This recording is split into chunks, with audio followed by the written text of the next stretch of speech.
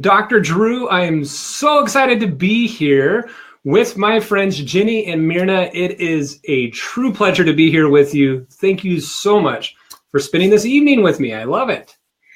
Thank you for having us. Yeah. Absolutely. I know you both are itching to talk, so you can both go at the same time. You're ready to get this party started. I just want to say real quick to everyone who is tuning in live that please do, we can see your questions. Now, you have to be patient. Please don't swear at us if we don't get your question answered super quick, because sometimes with Facebook and the program that we have to use, it takes a little bit to get your comments up. But we definitely would love any questions that come up. And I'm going to have plenty of questions for Jenni and Myrna. So everyone else, please do join in with us. And we would love to entertain that. But how are you two doing tonight? I didn't get to ask that. How are things going? Good. Very busy. It's busy. It's the first quite cold day here in Toronto. It was single digits, and I'm just warming up with a cup of tea, some mint tea, right after dinner. So there we go. Nice.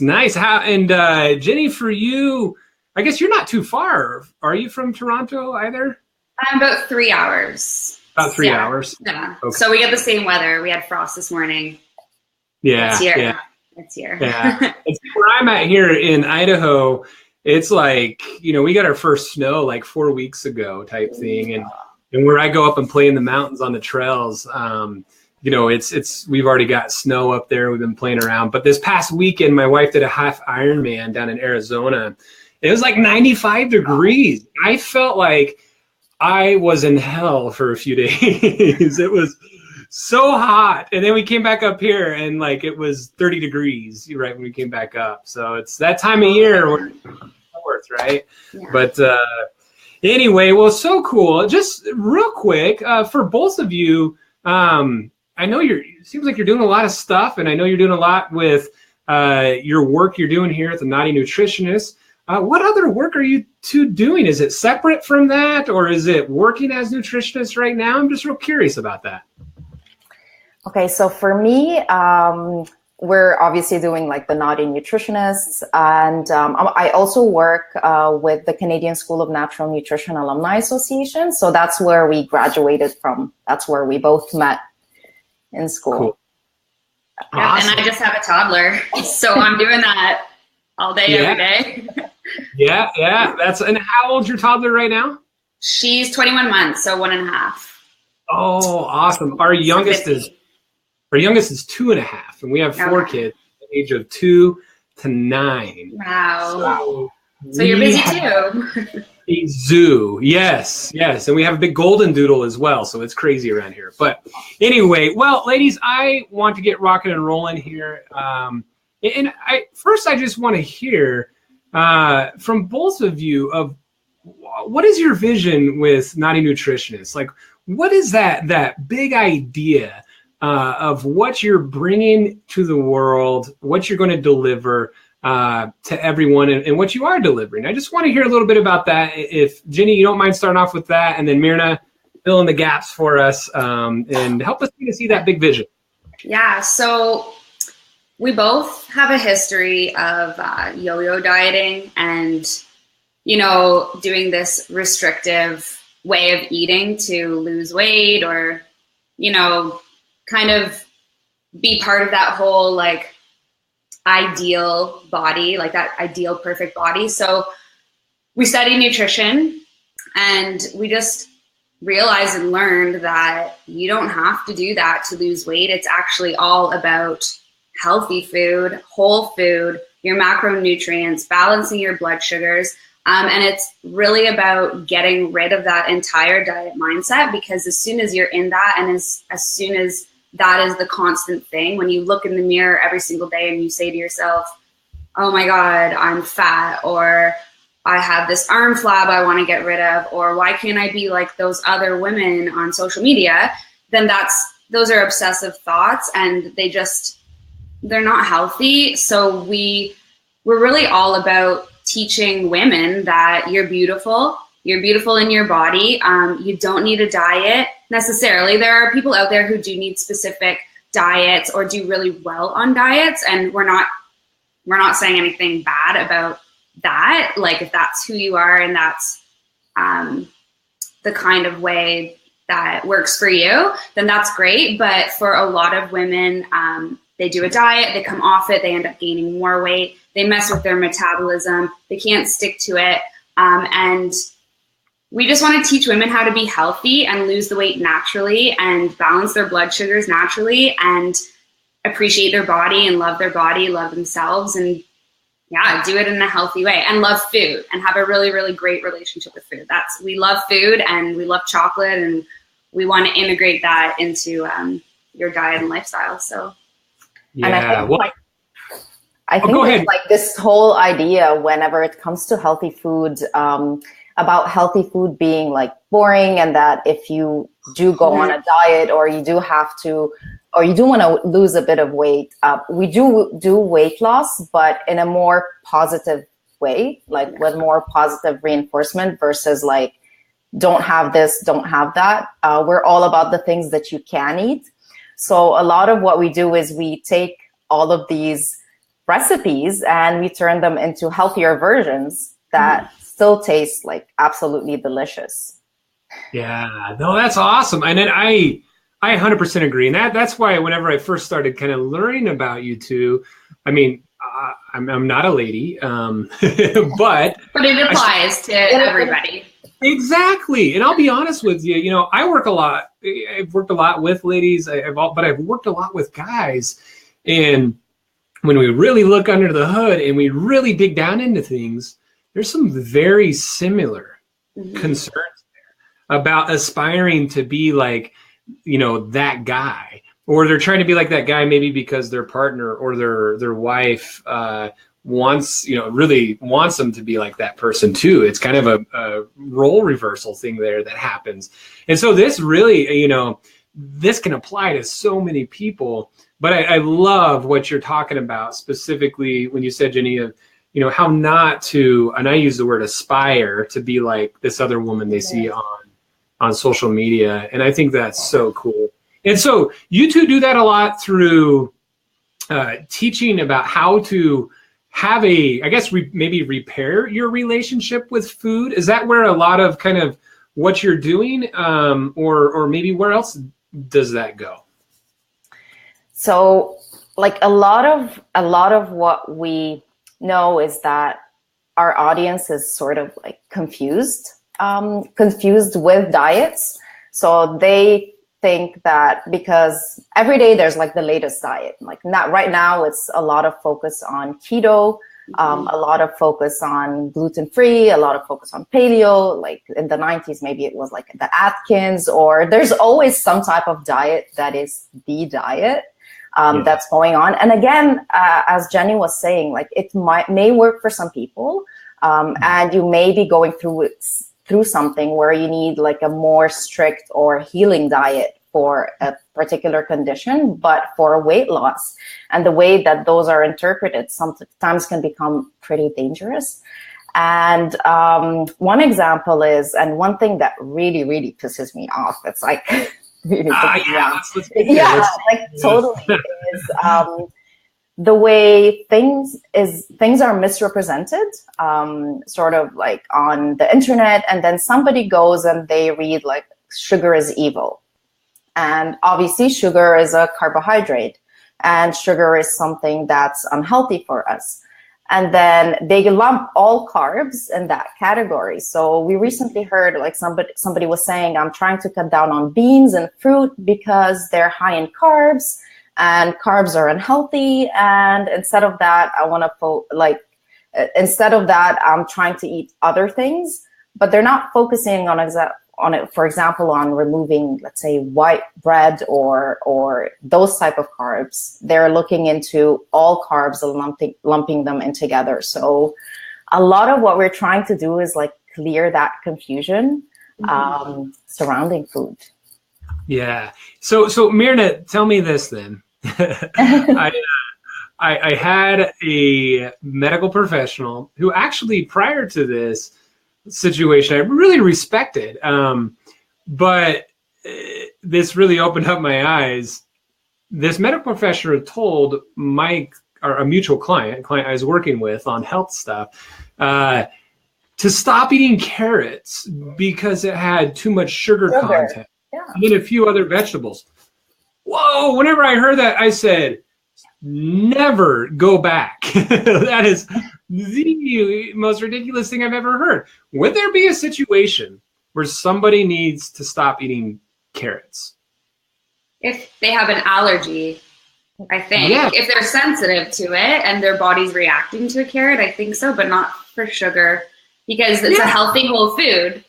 Yeah, exactly. And that's, I'm so glad you said that, because you know what, there is that less than 1% of people who do carrots, or maybe there's a higher percentage, but the reality is I 100% agree. I'm glad you said that off the bat, Myrna, of like, even with sugar, my book is about ready to come out, of A Sweet Life Without Sugar. Actually, when you read through it, I'm not telling people, hey, you know what, like, say goodbye to sugar for the rest of your life, because that's not what it's about either, right? And so, it's not even just lumping it in with other carbohydrates. I think, from my perspective, it's that whole, well, when can we have it, or what is that all about? How do we have balance with that? And does it mean that all my health is thrown overboard if I have that piece of chocolate that maybe is less than 70% real chocolate, right? So I love that you say that. I think your message, ladies, is awesome. I'm a fan for sure, and I love it. So tell me this just a little bit.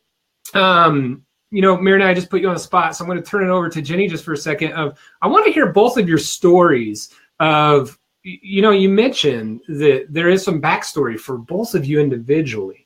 Tell me just a little bit about those. And I see different people tuning in, by the way. Just want to mention to everyone, if you do have questions, please do put it in the comments. We'll make sure to put it up on the screen as we go along. If it takes a little bit to get to your comment or question, it's just that happens sometimes with Facebook. But all right, Jenni, coming back to you. Tell us a little bit about your story of what led you to be where you're at today with your message. It's been a long story, but I think it probably started in my early years, right after puberty. I would say the immediate body image issues, just as a teenager, and I don't even know if there was a trigger to it.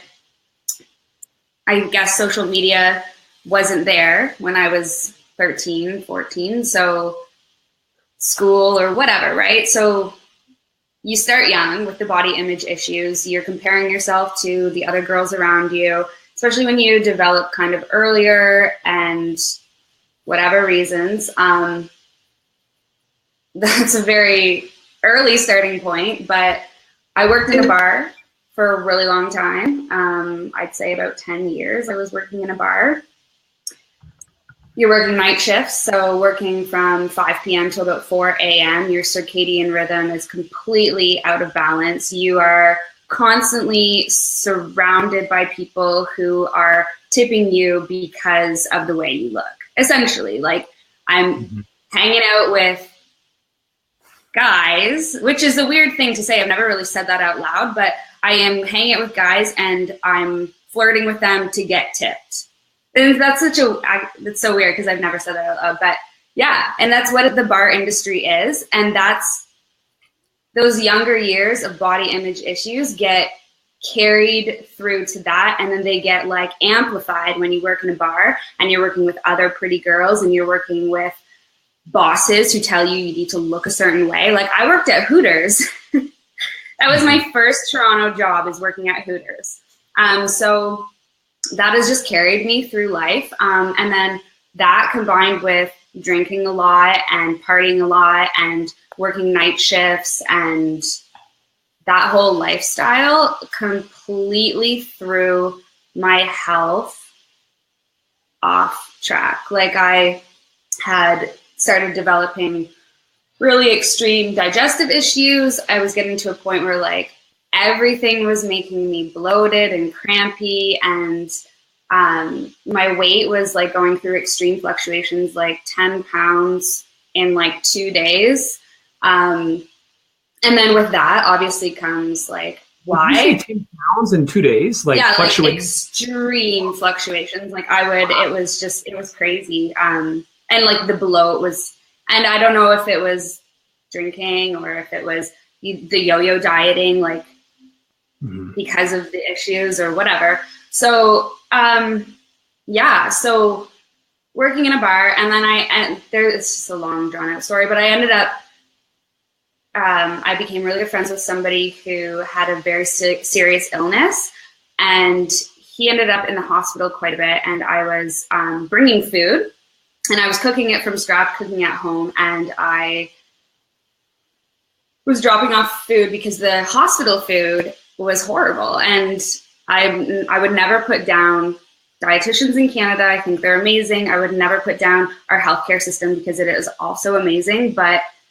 his needs and the food that he was being given just completely blew my mind. And the directions from that particular dietitian, I don't know if it was the hospital or anyways, I just kind of blew my mind. It was like he needed to be on a 4,000 calorie a day diet, and it was like, here, eat like white bread and cheese, and I don't know if you know anything about cystic fibrosis, but it causes excess mucus, and cheese causes mucus. So it was like, it just, the way that they were feeding people in the hospital, I was like, what is this? So I got really interested in my own digestive issues, my own personal issues with food and diets and my body and the hospital issues. And then I was meal prepping for him, and somebody was like, have you ever thought about like studying nutrition? And I was like, no, but now I'm really thinking about it.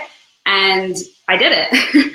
I was like, screw this. I'm going to quit the bar. I have a plan. I'm going to study nutrition. I want to learn about it. I started exercising. I started actually eating healthy, and I kind of started letting go of the dieting.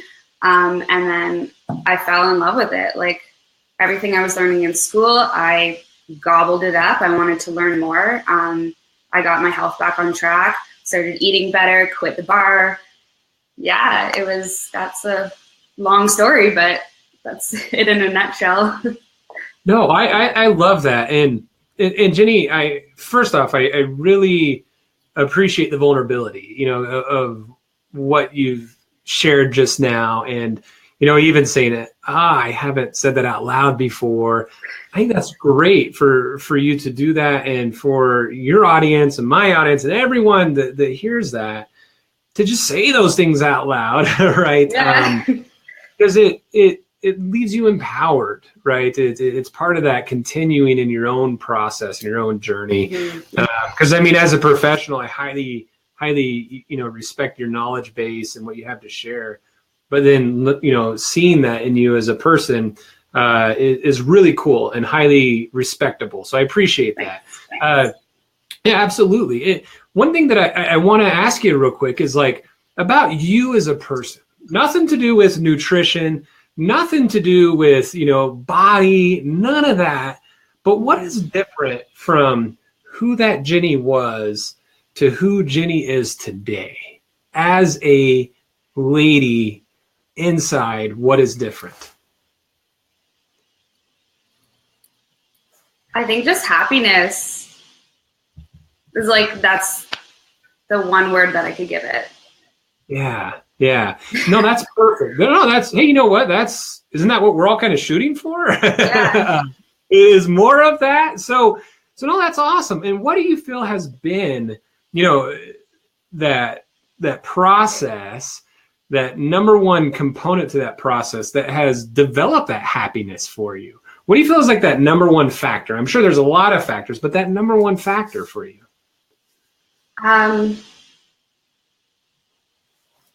Well, I think finding like what I love is probably the number one factor. Like understanding that working in a bar was not what I loved, and understanding that I need to be happy with myself, and health, being healthy and happy. So yeah, just finding what I love to do. Yeah, that's cool. That's cool. That's awesome. And having what you love to do be so impactful, right? Yeah. Like you're literally changing lives. I bet, people who are watching right now who will be listening to this, literally you're making change right now.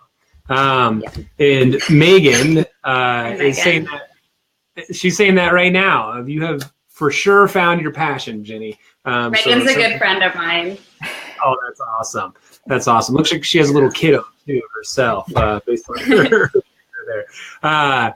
But anyway, so I appreciate that, and I'm sure we'll get into some more stuff there. And Marina's over there thinking, "Oh my gosh, wait a second, Drew's gonna ask me some hard questions." There's the accidental end button on here. I hid it from you, so you can't leave us. Anyway, so. So Mirna, I want the same thing for you. Kind of want to hear your story of what brought you to where you're at today. Okay, so again, I'm like, where do I start? Because it's been a long journey, but it's definitely been one that I'm loving so far. So I grew up, I'm half Lebanese, half Bulgarian, and I grew up sort of in between the two countries when I was like a kid. And I think my issues probably started at the same time that Jenni was talking about. And she was saying like there was no social media, there was no internet at the time that we would be looking at all of this. But I think school and maybe like just peer pressure was a big part of it. Like, who's the prettiest girl in the class? And around puberty, I have like my Lebanese genes. So I was like having more of like my hips were developing more on that side. And that's when it all started. And I still remember my first diet because it was the diet that set me up for dieting in the years to come. And that was when I was about 16. So I went on a talent show. And somebody told me like I'm never sharing that video. Like I'm saying that. I'm digging, man. I'm Googling after this. I'm just kidding. You won't be able to find it anywhere. Okay. So that's when like somebody sort of told me do this, and it was like something like eat 2 eggs. Was it 2 eggs for breakfast, and then like a rice cake with like a turkey slice for lunch, and then something like that for dinner, which was obviously very restrictive, and I had to use like low fat and all of that. And I was successful. Like I lost a lot of weight, and it felt really good to lose that weight at the time. And I thought it was easy because it was my first time. So and you were old at that point? Sorry, was that when you were 16? Yeah. Okay. So I sort of like yo-yo dieted my way through like high school and university because I was like, okay, if I want to lose weight, it's easy. I can just like go on this diet again and lose the weight. And I would obsessively, I started obsessively calorie counting. So I had a book that had like the calories. So I would be counting every calorie. I got an exercise machine to get healthy, but what I was doing is sometimes if I overate something, then I would just go on the machine and I would exercise, like to burn off that exact amount of calories. So the package said 200, and then I would go on the machine and wait until I burned like the 200 calories. So I was at that time I was living in Lebanon, and in 2006, so that was a year after I graduated from university, and it was like under like very stressful circumstances because Lebanon was caught in a war at the time, so we had to evacuate. And we went to Bulgaria, and from there on, I moved to Dubai. On my own. It was the first time that I was living on my own. I had to look for a job. I had to live. I know I wasn't that young, maybe like for the standards here, like I know in North America, it's so much more common for people to leave the house, but it was a very stressful period. And I found a job and I gained a lot of weight, like for what I thought, like about 30 pounds during that time in those 6 months, just because I was under a lot of stress. And then I decided, of course, I can just go on another one of my diets, you know. It worked last time, right? Should work this time. Yeah, it should work this time. And my husband actually recently reminded me of this. He's like, you're always talking about how you got healthier, but you never mentioned that I was like one of the first people to get you there. And it's actually true because we worked in the same company. And I used to bring those noodle boxes, you know, the instant noodles, because they're very low calorie usually. So you just put water, and I would have that for lunch because it was low calorie, and I wouldn't have breakfast. So my breakfast used to be like just coffee with like Coffee Mate or whatever that was. So I would just have like the coffee, which obviously wasn't doing me any good because my adrenals aren't working well. So the coffee makes it like even worse. So as stressed as I was more stressed. And coffee also causes imbalances in blood sugar. So you're even hungrier. And then I would have those noodles for lunch. And then by dinner time, I'd be starving. And I would end up like, I don't know, going to McDonald's or like buying in, like getting some fast food option and maybe having a bit more than I should of that. And yeah, so my husband was the first one at the time to tell me, like, stop eating those things, like the noodles. And he got me, like, gradually, I started eating breakfast, which I think is one of the main things. Like, I think it's one of the best things that I did ever to kickstart my health. And it wasn't even a healthy or like a very healthy breakfast. It was just like cereal and milk, but I still think that it was much better than having no breakfast at all. Yeah. So. Man, that's I didn't even get to Canada in the school, but yeah. Well, tell us about that. So after that, I started feeling a bit better, and I started moving like from the cereal to having more like an oat breakfast, instant oats, and then I started making oatmeal. So oatmeal was like my thing. And I started feeling better. I started reading a bit more online while I was in Dubai, and I was working in HR. So this is actually my second career. So I have like a business degree, so I was working in HR consulting, but there was something in me that started loving nutrition so much. Not that I was doing it right at the time, but but I was like taking small steps and feeling the difference within that. So I decided, like a few years later, when I married my my colleague at work, who's now my husband, because he grew up in Canada, I decided to move here. And with that, I just went back to school to study nutrition, and I met Jenni.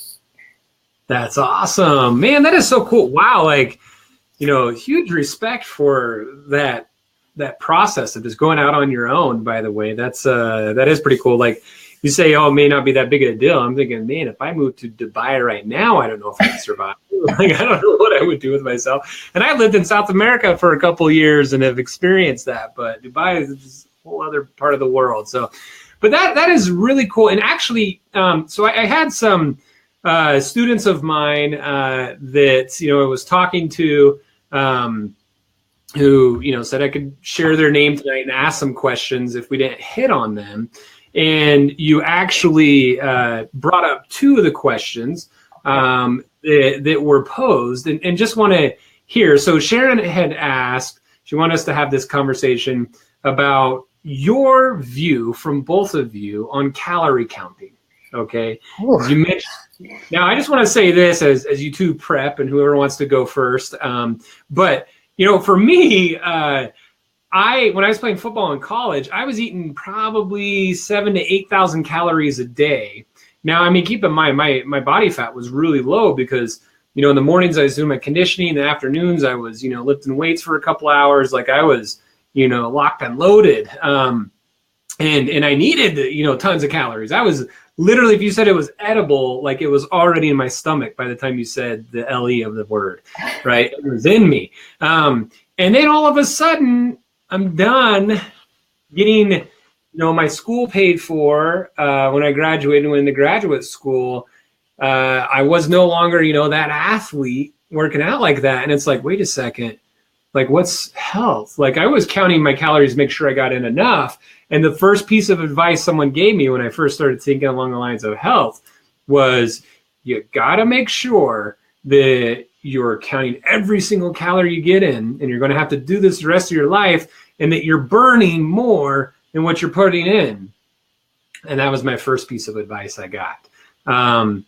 But before I go any further into that, I'm real curious from you two. Jenni, what's your thoughts on that as far as calorie counting? I think in relation to weight loss, I think that obesity as a whole, like having excess body weight, you have to go through a severe diet change to lose weight.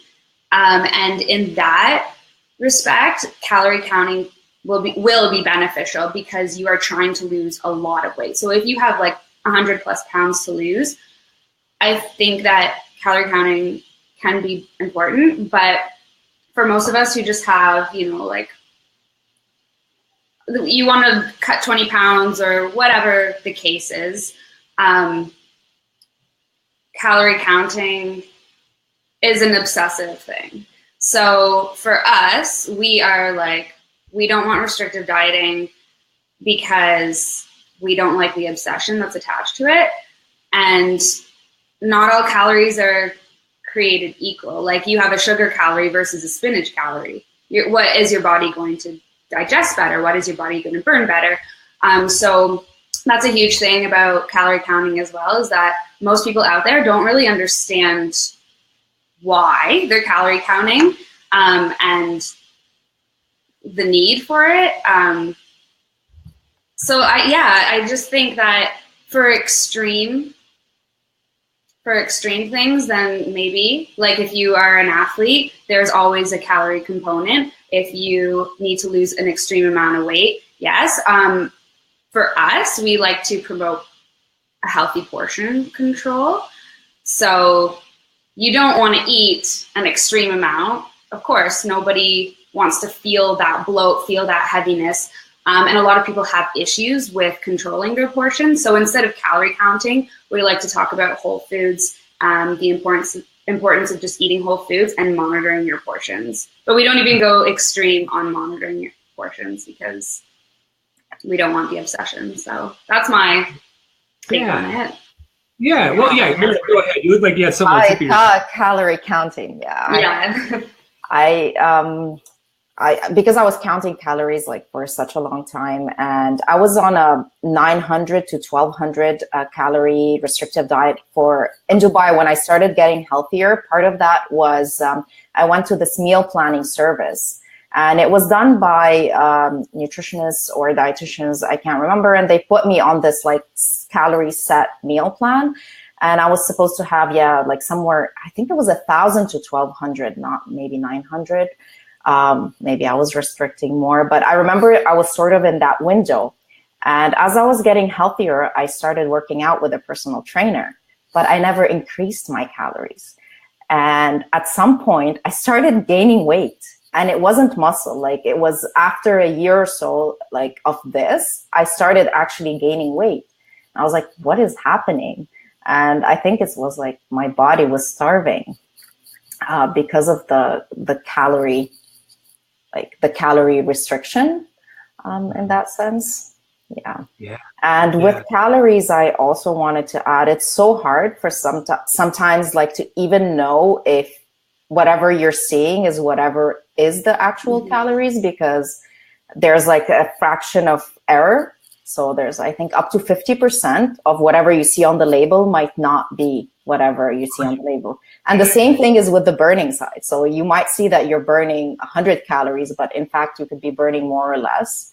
And then our bodies as well are so complicated. So you have your gut bacteria, you have your hormones, and so many things that could be affecting the way you metabolize calories that sometimes they may not work the way they should. Yeah, well, no, it's not 1 + 1 = 2. That's exactly, and that's the hard part is I see so many people, I don't know how else to say it, get duped by this medical professional or that medical professional saying, let's run this test for only $5,000. We can find out exactly, how many calories per day to the T that you need. And I'm like, what? Like, that is so bogus. You're so full of it. Wow. Like, stop. Right? You hear some of that, and just this huge concern for how many calories do I need and all that. And I like what you said, what both of you said, but Jenni, what you said was, coming back to oh, sorry, there was a question just came up there and distracted me. Megan, we'll get to that question here in just 1 second, or that comment. But coming back to not being obsessive, and that's what happens a lot of times with calorie counting. Also, when you're talking about, well, there might be some times for it, right?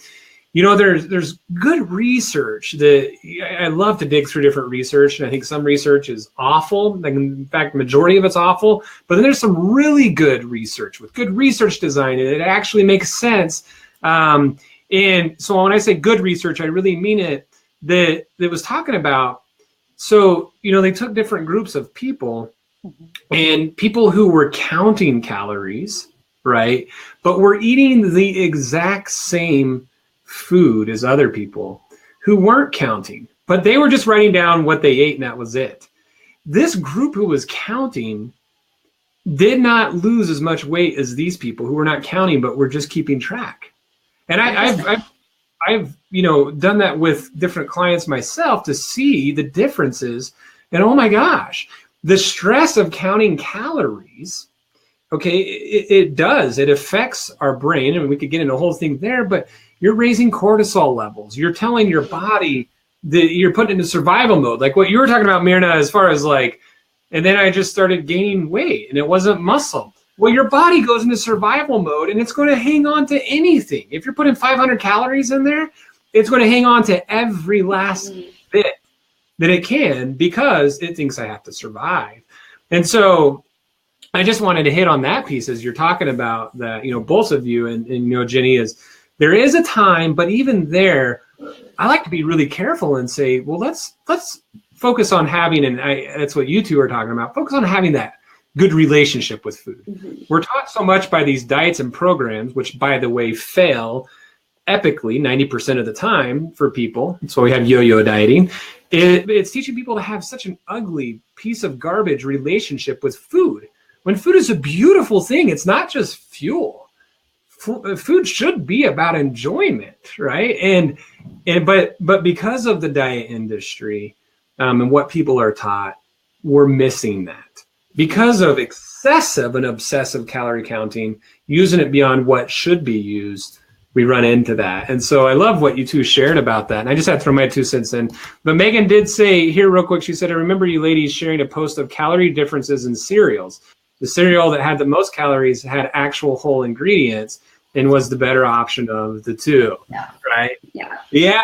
So true. Because you have nuts and seeds and they're so good for you. And healthy fats are great for your brain, but they're really dense in calories. Are you going to stop eating an avocado because it's 200 calories or, it's...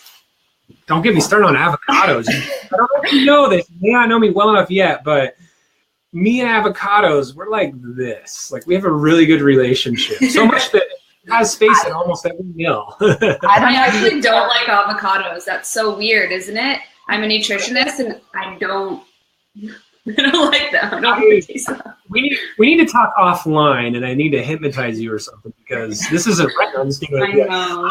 Oh, I like avocado. guacamole. I like guacamole though. There you go. You know what? Guacamole with plantain chips. Oh, that's like, we'll make our own. We'll bake our own plantain chips. I don't know if you've done that before. Plantains, we'll smash them. We'll bake them ourselves. Oh, I can. Yeah, don't get me started on that. It's here where I'm at. It's only 6:11, so it's almost time to have some of that stuff. So I got to be careful. I'm salivating. No, that's such a good point. Absolutely. And I'm glad that, you know, she's recalling that. Another question that came up from a student earlier, Jason, had asked about, wanted us to bring up the idea of intermittent fasting. And because, you know, you're talking, Myrna, about this fad diet and that fad diet, gluten-free to this, to that, you know. Just real curious, because I actually haven't heard either of you talk about this before, or anything I've read, haven't ran into your thoughts on it. What are your thoughts about intermittent fasting? What do you have to say about that? There's so many variations of it. I think like with the number of hours that the fasting period is, I generally do like the idea of at least a 12-hour fast between your dinner and your breakfast, which just gives your body enough time like to replenish and to like your digestive system to take a break. So let's say if you had your dinner around like 6 or 7 in the evening, then you have your breakfast like about 12 hours later. Other than that, I haven't read extensively on intermittent fasting, but I think in this case, it really depends on the individual as well as the number of hours, like the way it's done. Because a lot of people just can't do without breakfast. Yeah, I'm the same. I'm like with intermittent fasting, there's actually been some really positive research, especially with diabetes. Yeah. And it's really interesting. I hope that they do more research on it, and I hope that there's more conclusive evidence. For me personally, I get really sick to my stomach if I don't eat. And I like to keep it with the 6 small meals a day. That's me though. So like Miriam was saying, I think it depends on the individual. Everybody is different. Every person needs different requirements. I have a friend who actually is doing the intermittent fast right now. She's doing that particular way of eating and she loves it. She feels less bloated. She's making good food choices. She's not calorie counting or obsessing about it. She's just going a specific amount of time between eating. She's like, I feel lighter. I feel energetic. I feel great. So if it works for her and you know, she's really happy doing it, then keep at it. Keep at it. And it's the reasons why. Why are you doing it? Are you doing it to heal? That's one thing. If you're doing it specifically for weight loss and you're still obsessing about these little things and you're doing extreme calorie restriction with the intermittent fasting, it's like, so there's just a bunch of factors, I think. Yeah, and if you're waking up like shaky and you just can't wait for your next meal, and then which means that your like dinner meal is so big and you feel heavy and you feel bloated and you just don't feel good, then it's probably not for you. Yeah. And no, and I totally agree, you know, with what's being said here, and, you know, some other thoughts on that too. And you know, if you have a rebuttal or other thoughts about that, let me know. But Myrna, you mentioned that there's different types of intermittent fasting. The problem is they clump it all into this intermittent fasting. Because, you know, they have like the 5-2 thing, you know, where essentially it's, you know, really strict and you're restricting for those 5 days. And then those 2 days, it's like party, you know, type of stuff. Right. And I have a story about that too. There you go. I mean, to me, that's just another diet, to be honest with you. Like it's just restriction and then, you know, cheat days or whatever, right? And the work I do personally, I throw cheat days out the window. We just focus on, you know, how to, whenever you're going to eat something that maybe isn't, you know, the best for you, how do you go about that so your body actually uses that in the best way, you know, through through really truly being mindful with that food. You know, there's different things we do there. But it's just kind of cheat day stuff. But then, you know, you talk about that. Well, yeah, if you have your last meal at 6 or 7, then wait till breakfast and, you know, give your gut and everything else that break. To me, though, I feel almost like I call that just the natural fast. I mean, we're eating breakfast. We're breaking the fast in the morning. Like, we are built to have that fast at night. And so it's almost kind of like a natural thing, right? For most people, not everyone, it's very different. Like you're saying, Jenni, like we probably all should be having that natural fast at night and then breaking it with a breakfast. You know, the whole idea of skipping breakfast from a psychological perspective is dangerous. I haven't seen good evidence of intermittent fasting helping mood regulation, helping cognitive focus, cognitive ability, strengthening cognitive load, none of that. And so for me, I'm like, whoa, caution when somebody tells you to skip breakfast. I haven't seen good stuff. There might be, you know, research like you're talking about out there of, okay, well, what can it do if your goal is to lose weight? But if your only goal in life is to lose weight, then there's something wrong, right? Then that's not healthy living. That's a bad relationship with food. If that's the only goal you have, then it might get you there. But what about everything else? What about everyone now who is upset with you because you're angry all the time, because your blood sugar levels are messed up and your mood is messed up, you know? And so I think that for me is where it's like, we got to be careful, but also I'm glad Jason asked that. I wanted to bring that up tonight of that intermittent fasting because it's very different things, right? Yeah. And also, Jenni, like if it's, well, what's your purpose? I tell people, if you're going to do intermittent fasting, do it for a few weeks with a very specific focus, knowing this is not your long-term nutritional plan. Yeah. Knowing that long-term, this is not, because I'll hear people so excited, and then 6 months later, they're like, I can't stick to this, right? And so you have to be thinking about that, and I really like what you said about that as well. So any thoughts on that? Did I screw something up there? No, it just reminds me of cleanses in a sense. It's like you do it, and then all of a sudden you're starving. And you're like, give me everything. Like if I go without breakfast, I'm like, I need everything. Give me all of it. And that's what I think worries me as a nutritionist is if you're going such long period and you are skipping breakfast, what are you reaching for lunch? Mm-hmm. Is it healthy? Because if it's going to make your blood sugars go haywire, then you're just putting yourself on a path of this habitual, like, not eating a ton, not eating a ton. That's just not healthy. So, yeah, no, totally. Yeah, absolutely. Good points. Anything else with that before we move on to a couple other things?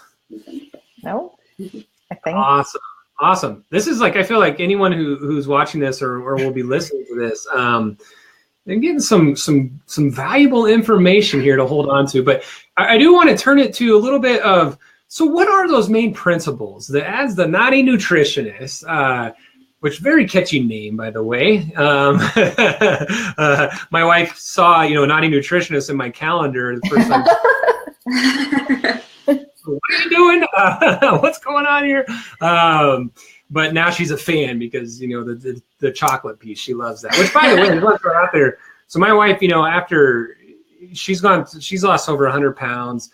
While having 4 kids in a very healthy way, completed her first half Ironman this past weekend, and totally admirable. For me as a guy, it's like I didn't have kids, and she did that while going through that process. Like total kudos, like a hero to me, for sure. My wife is in that regard, and she's all about a lot of what you two teach, and so I'm sure you're going to have another big fan in her.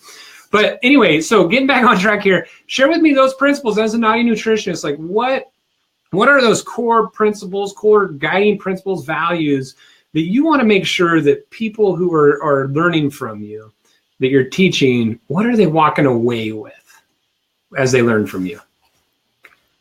Okay. So Mirna, go ahead. All right. So like the first thing that we try to teach everyone is that like food can really be your best friend. So whether it's like we both went through a stage through school where we were a bit towards like the orthorexia. So the orthorexia is like when you're a bit obsessed, like the obsession with healthy eating. So with that come certain things that we mentioned earlier as well, but something like you don't have to buy organic all the time. Like just eat your vegetables. So we try to be very mindful of the advice we put out there whenever we are talking about food, because yes, like you can go to extremes with food, but you have to really think just about the basics. So if you're having a whole food, if you're having your vegetables, yes, like for some things, it's great if you can buy or afford it organic. If not, it doesn't really matter. Like the benefits you're going to get from eating those whole foods are much more than what you're going to get if you don't eat them. So with food, yeah, we like to bring the positive side. We like to focus on easy meals because everybody's busy. So we try to focus on simple ingredients and easy meals without like compromising on the taste. So everything's like delicious and easy ways to cook as well. Nice. Love that. Yeah. And real quick with the orthorexia piece, this is huge. I just put it up on the screen so people kind of understand that definition. That excessive preoccupation with healthy food, right? Is what we're talking about. Speak a little bit more about that. Either of you who might be able to shed a little bit more light on that. I feel like any nutritionist or even like a holistic nutritionist who focuses on very, very, very clean eating, which is a term we have just ditched because of its negative connotation. Yes. With orthorexia, you get into the nutrition business and everything. You want to just do it all. You want to protect the environment. You want to eat only organic. You want to cut out meat like all the time. And that's fine. Like if you're a vegan or a vegetarian, that's amazing, but not everybody can do that. You want to everything has to be so clean. You won't touch sugar. You won't touch processed food. You won't touch, and it's just obsessive way of going to the extreme with health. So it's like the opposite of the North American SAD diet. It's like now we have this like super, super, super can't touch anything bad for you because there's this idea of your health will deteriorate if you do it. So I think studying health, and if you are even the slightest bit of a hypochondriac like I am, it's like you cannot touch anything bad for you because you're gonna die. And it's just the way I think. Yeah.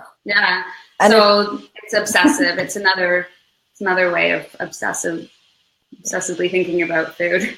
And I was gonna say it also affects like your relationship with others as well, because you're always worrying that you can't go out, you can't go to a family dinner because they're not gonna have this type of like.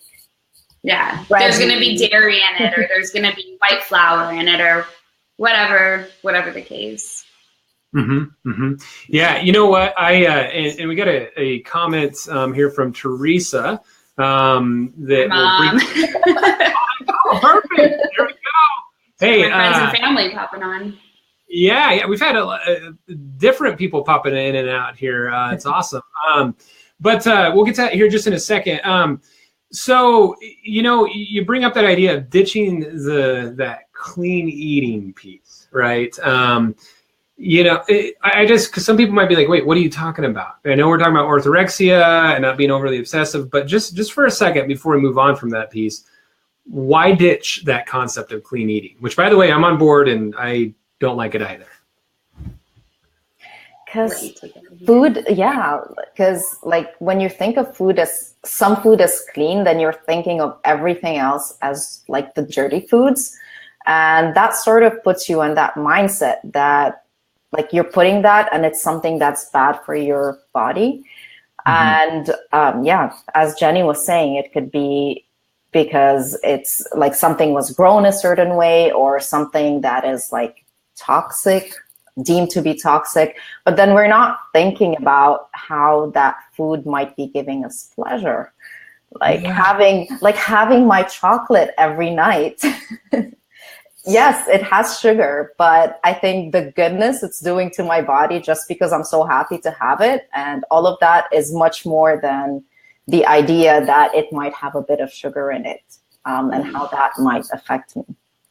Yeah. It's having that respect for the food too. I mean, I know people think I'm so silly sometimes. Maybe it's because, my grandparents came from Italy, right? And so you kind of don't mess. Yeah. You respect that food so much that you eat it all. But I mean, I get excited about food. Like it just naturally I do. Like if somebody feeds me food, I'm like, okay, if it's not the best thing for me, so I'm not going to just, continue to eat it, but it's not going to kill me because it's not perfectly clean, real food. I like to focus just on real food. We just eat real food. Yeah. Right. And, and not being actually one of my what I call 9 indispensable guiding principles is don't be a food snob.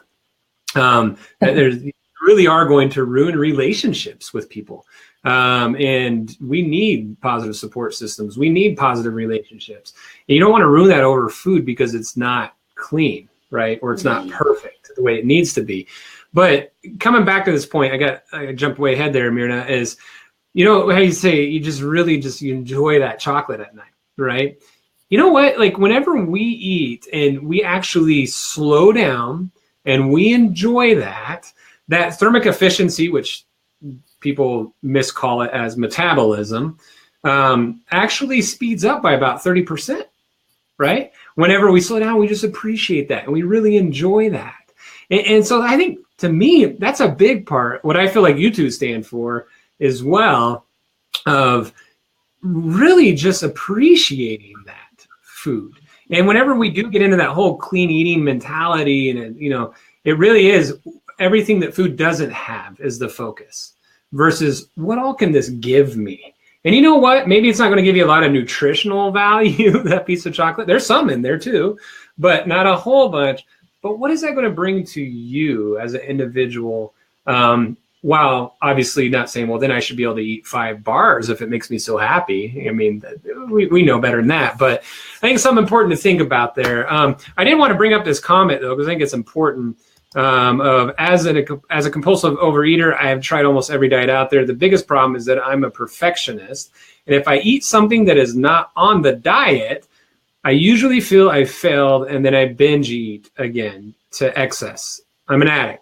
The biggest success I have had was when I put down the diet and focused on focused on healthy foods, and did not beat myself up when I slipped. And that's the part I want to focus on there. Did not beat myself up whenever I slipped. But also, I mean, what do you say out there, Jenni, because I mean, that's right here. I have heard that thousands of times. So many people I presented to and worked with will bring that up of like, and that's why I say we get rid of that whole, cheat day stuff mentality, or I messed up and now it's over, perfectionistic stuff. What's your thoughts there, Jenni, on other people who relate to that? I think that it's definitely hard to let go of perfectionism. It's a process, and sometimes we don't even realize that we're doing it when we are doing it, but understanding that that's what's going on, especially when it comes to food, understanding, that you can let go a little bit. If you are trying to lose weight, it doesn't have to be your everything in the day.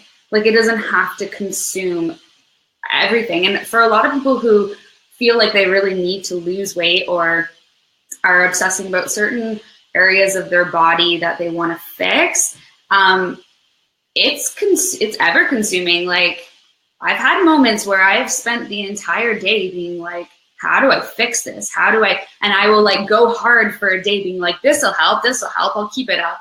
And then, you fall off track. And I definitely think having like some core principles, some ways of organizing your time, but not obsessing about that either, unless it makes you feel really good to be super organized. Like I know a lot of, those personalities who are like, I need it to be like that or else I feel really off balance.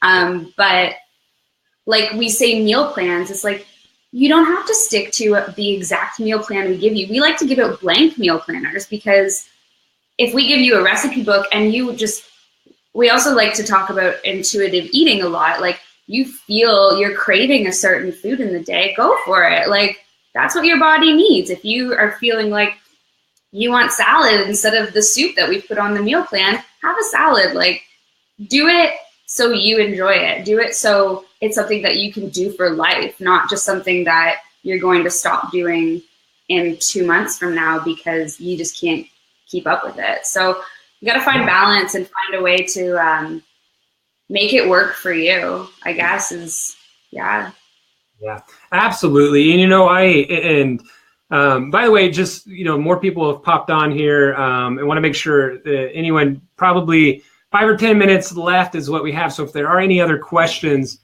for people to please post them. And sorry, I asked some from my students as well. But anybody else, please do comment now so we'll see it in time.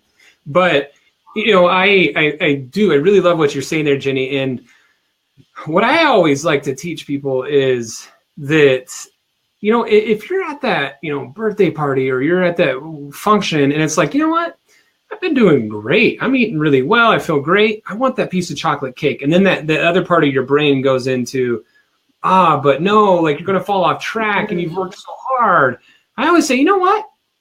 Have that. Don't fight that. Like, I mean, if you're doing great, say, you know what? I'm going to take that. I'm going to put it in half. And I'm literally going to see how many bites I can get out of that and eat small bites because we only have taste buds on our tongue. We don't have them on the roof of our mouth and everywhere else. So eat some small bites, a lot of small bites of that, half of that chocolate cake, and just enjoy every last flavor of that, right? And let that sit in. And that's going to be okay. That's going to help you have that balance that you're talking about, right? Where you don't just have to, be so perfect about that. And that's another thing that, I really like to teach is we're 100% satisfied with an 80% lifestyle, right? And whenever we can really understand that, we really will be able to sustain, because it's all about sustaining healthy lifestyle. Not just how quick can you get to a certain weight. It's about that sustaining piece. And so, I feel that I feel like we're striking the same chords here about all of this. And I really like that. But so I do want to come back. You also said, Mirna, about the simple or the making it easy, right? For people as well. What's just a couple tips out there, maybe for, like that busy mom that's out there who's like, oh, how do I make this simple? I've got to get to this. I've got to get to that. Like, how can you still enjoy the food, right? And make it simple and easy? What's just a couple tips there?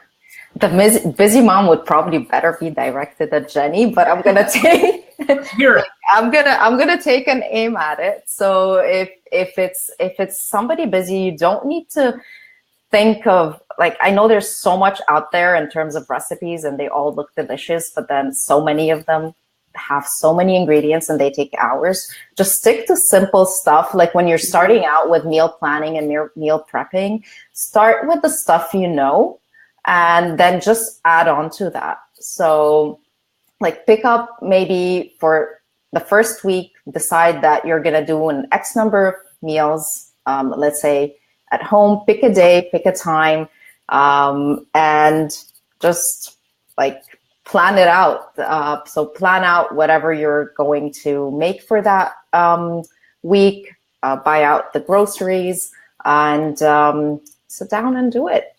And I think Jenni's gonna be better with the mom part, busy mom part. Yeah. Well, I mean, I'm lucky because I am at home all day, so I have time to do this. But a huge thing that has changed my life is I got one of those sticky calendars from my fridge, and it's a day every day of the week, and I pre-plan my entire week in advance. And I'm not planning breakfast, lunch, and dinner because I kind of just go with the flow for breakfast and lunch, but mostly dinners. I pre-plan what I need. I get all of my groceries one day. I set aside 20 minutes and I cut or cook quinoa or cook brown rice or whatever. And I have a healthy recipe database that are tried and true recipes. Like, I know my fiance loves gumbo, so I've made a gumbo recipe that's healthy and I could cook it every day of the week and he'd be fine with it. So I figure out what those recipes are, and I stick to them. And if all else fails, I have at least 10, 15 recipes that I can pick from that I know that everybody's gonna be happy with. Yeah, that's a huge thing for me, is just finding what works and sticking to it. Yeah, no, that's good. That's good. I really like that. And like you said, you want to plan out as much as you can, but I mean, the reality is you do want to go with that flow. Because that's one thing too, where a frustration I'll see people is, it's like, well, I haven't planned, but it's not on my plan. I'm supposed to eat soup, but I'm really just craving this salad or this, quinoa and chicken stuff. I'm like, okay, that sounds great. Eat it. Like, enjoy it. Have fun. So I like that you mentioned that. I think that's fabulous. And I think another good tip maybe for busy moms is knowing what to buy, even if you don't have time to make something at home, like healthier alternative, like packaged foods. Yeah. We even wrote like a post about that yes, not everything packaged or processed is necessarily bad, because a lot of food goes through some kind of processing. So you can still buy healthier alternatives of like packaged foods. Yeah. Frozen veggies. I have a freezer filled with frozen veggies. They're awesome. Yeah. Oh no, me too. I mean, man, I love, my wife calls them Drew Mills, because I'll literally just take tons of, frozen veggies and, other things like that, throw them into a pan, saute it at a slow simmer, so I don't overcook it. And then I just come in with the seasonings like no other. And, some people want to throw up. Other people like, this is the best thing in the world. But I love it. It hits all my taste buds. And it is. It's a lot of times with frozen veggies that I throw in there. And that's perfectly okay. I totally agree with you. Well, here in a few minutes, we do need to probably start wrapping up. I think we're going to probably have some other episodes that we'll need to do, because we could go on and on about things here. It's so cool. But before I do, just two things. I do want to hear about, one, where people can be getting information from you. People listening on my podcast or on my page, they're going to want to know that. But also, two, my understanding is you're going to be having some stuff come out here in some months to come, and just want to hear about what might be to come or what you can share right now. And then after all that, I just want to hear your parting last tips or last main tip that you'd want to throw out there. So whoever wants to start with that, go at it. All right. So we're currently actually working on upgrading our website. We recently had our first branding photo shoot. So we've upgraded our site, and we're going to have a program that's going to be coming next year. So with that, but at the moment we do have meal plans. So we do offer meal plans as well as like customized meal plans for people. And we have a delicious recipe book, dessert recipe book that anybody can grab for free. Probably we can post the link somewhere like below the video if anybody wants to download that. And we have our 10 naughty secrets. Just real quick, we'll put that in the show notes in the podcast. So those listening on the podcast, we'll have a link there. But right now, what is that link? I can put it up here. Oh, let me try to grab it. If you want, just afterwards, just put in the comments of this, and people will be able to see that's in the comments. That'll be fantastic. Perfect. Yeah. So it's all desserts, like made from scratch. And super delicious, and lots of chocolate, I think. I love it. Cool. And so, Jenni, tell me real quick, what are y'all? What I don't know what's secret or what's not. What's you're allowed to say about what you're working on that we're going to see here in a few months. So we're going to have that website launch soon, and with that, we're actually going to be putting out diet reviews. So they'll be up for grab within, I don't know, like a month or so maybe. And then we'll have a ton of freebies coming out. We have some holiday stuff coming out. We're going to be doing a giveaway. Actually, we're going to be doing we have like a week's worth of prizes to give away. So that's going to be really cool because there are going to be some amazing companies that we're giving away. A lot of food-based stuff, snacks and stuff like that, which is going to be awesome. There's so much going on. There's I can't even. The big one will be our program launch in the new year. That's going to be amazing. We've been narrowing down a weight loss strategy that's specifically tailored to the naughty nutritionist. It's our own personalized strategy, and it involves taking the client or whoever through a series of phases to lose weight in a healthy, whole foods based way with some amazing recipes. So I think that's going to be like the biggest thing. That's cool. Well, I don't know if you'll allow a guy to sneak into that, but I will definitely, when you launch, I will be one of your first students in there, for sure. And the thing is, I have actually launched live right now.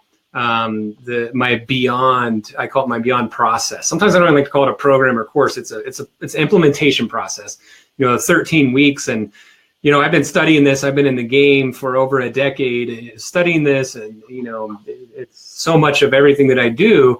But there's still so much we can learn. And so I'm excited. Here in a few months, whenever you press go, I'm going to be there, signed up. So I'm excited for that. Super cool information. As we wrap up here, any last tip, trick, strategy, anything that you just want to throw out there, either of you, before we wrap up here? Let's do one each. One quick one each. Perfect. Yeah. And you go first. Since you called the shot, you go first. Yeah. They get two in this show. So I think the best thing I can say is take baby steps with whatever you're going to do with your health, and it's not going to happen overnight. You're not going to suddenly wake up and there's this magic pill that everybody might be looking for that's going to make everything okay. It doesn't happen overnight. Health is like an ongoing process. We've been doing this now and we're still learning every single day. We're still going through things. We're still trying to improve on our health and our skills. So I think of it maybe sort of as a skill that you continuously you're improving and acquiring. So take baby steps. If today let's say you want to give up coffee or you want to cut down on your sugar consumption. If you're having 5 Cokes a day, if you cut down to 3, for a couple of weeks, and then you cut down to 2, that's still a step further from where you were a couple of weeks ago. So baby steps. Actually, I was going to say success takes a long time, but another massive thing that I personally have had experience with is that you got to do the things that you love, and you got to surround yourself around people who build you up, not bring you down. Because if you're feeling like you're being put down, you're going to always feel that, and you're not going to have that confidence to go the next level with your health and your weight loss goals and stuff like that. So being happy, finding things that make you happy, confidence, it's huge. Yeah, perfect. Love it. This is so great. Like I said, I feel like people could, take everything that both of you are talking about tonight, apply it, and start to see some of that change. I love the idea of small steps, and then surrounding yourself with positive people and focusing on the happiness. And that's why, that is literally why I call, my signature course, if you will, Beyond. It used to be Weight Loss and Beyond, and I just drop it off and it's just Beyond. We're just going beyond the weight loss, going beyond the fatigue and all of that, beyond into you feeling empowered and energized, right? And I think we're all talking about that same thing there, and I love it. So thank you so much for both of you tuning in tonight. And I have a feeling we'll probably have some comments afterwards. That always happens when we do a live show. So we'll have some different things to fill there. But if anyone does have any questions about this, they can still put it in the comments, and we'll be able to respond via text in the comments. So thank you so much. If both of you will just stick around for just 1 second after we finish this. But to everyone else, it's getting late in some areas. If people who are tuned in, have a great night and an awesome weekend. And thank you so much, everyone, for tuning in. Thank you. Awesome.